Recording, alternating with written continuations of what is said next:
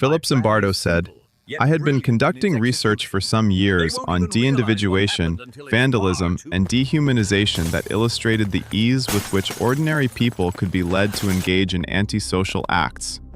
He was describing why he designed the Stanford Prison Experiment. He spent the next 5 decades telling the world what that experiment proved about human nature. He was lying. Not about everything. There was a basement, there were guards and prisoners. Things did happen in that basement in August 1971 that nobody involved would forget.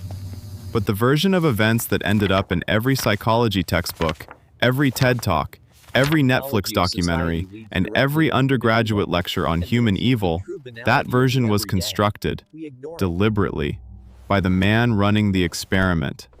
And it took 40 years for anyone to check. 24 male college students answered a newspaper ad in the summer of 1971. The ad offered $15 a day to participate in a psychological study of prison life. They were screened for mental health issues. They were randomly assigned to be either guards or prisoners.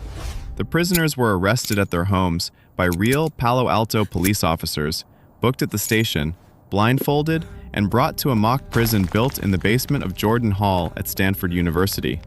The guards were given uniforms, mirrored sunglasses, and wooden batons. No specific instructions on how to treat the prisoners.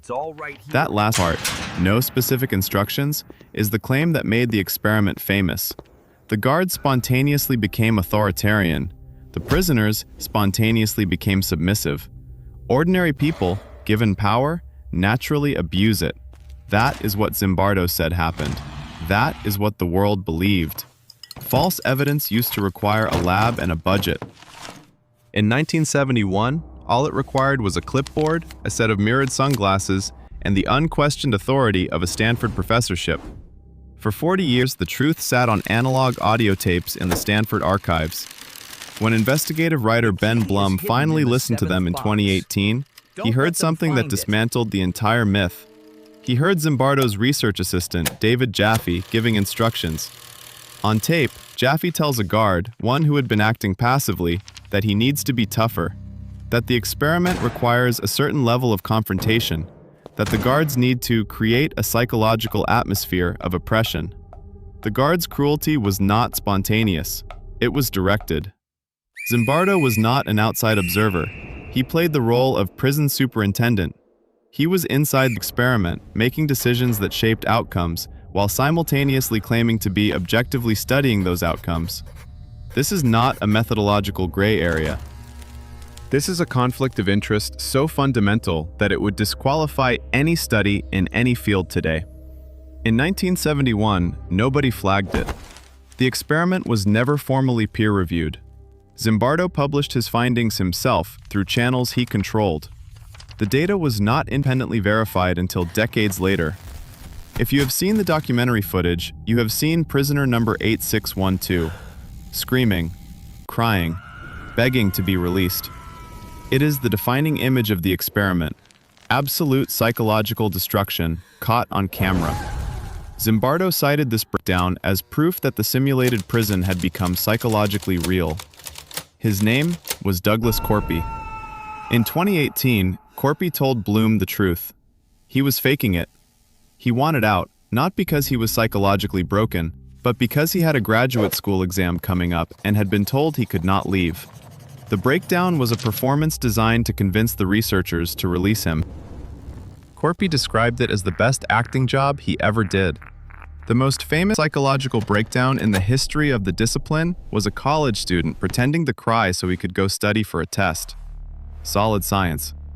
Zimbardo knew, or should have known. The recordings show Corpy telling the research team he wanted to leave. He was not experiencing a psychiatric crisis. He was negotiating an exit. So what does the experiment actually prove? Haslam and Riker tried the same setup for the BBC in 2002. Random assignment, guards and prisoners, same conditions. The guards did not become abusive. The prisoners organized, resisted, and eventually the guard group collapsed into dysfunction. The study suggested that tyranny is not automatic.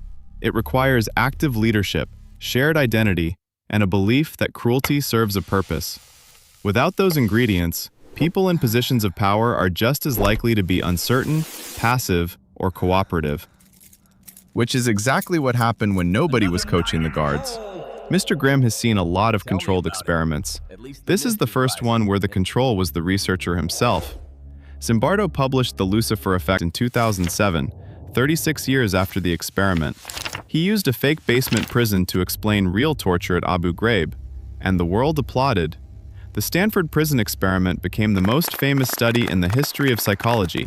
It was taught in every introductory course in the English-speaking world. It was presented as settled science.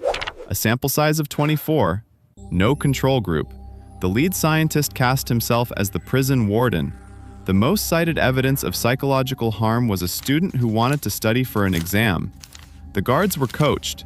The experiment was never peer-reviewed, and the researcher spent 36 years building a career on it before anyone with access to the original recordings asked the obvious questions.